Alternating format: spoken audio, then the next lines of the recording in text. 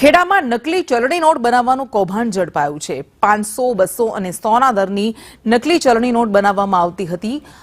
500ના દરની 135 જેટલી નકલી નોટ જપ્ત કરવામાં આવી તો 200ના દરની 168 નકલી નોટ ઝડપાઈ છે અને 100ના દરની 25 ડુપ્લિકેટ ચલણી નોટ જપ્ત કરાઈ છે। મોહમ્મદ શરીફ ઉર્ફે સાહુ મહેબૂબ મલિકની ધરપકડ કરવામાં આવી। આ ઉપરાંત અરબાઝ ઉર્ફે અરબુ અય્યબની પણ ધરપકડ કરાઈ છે। 2 મોબાઈલ ફોન, કલર પ્રિન્ટર જપ્ત કરાયું છે। આ મામલે નડિયાદ એસઓજીએ વધુ કાર્યવાહી હાથ ધરી છે।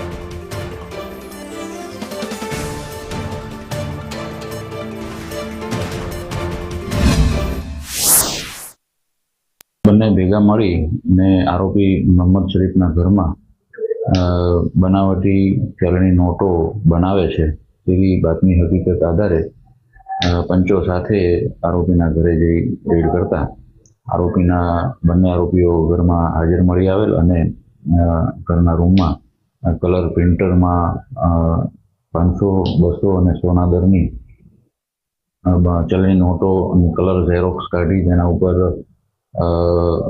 કલર સેલોટાઈપ જે આવે છે તેની કટિંગ કરી અને થ્રેડ બનાવી અને બનાવટી ચલણી નોટો બંને આરોપીઓએ જણાવે છે કે તેઓ પ્રથમ વખત જ આ ચલણી નોટો બનાવેલ છે અને કોઈ ગુનાહિત ઇતિહાસ છે નહીં।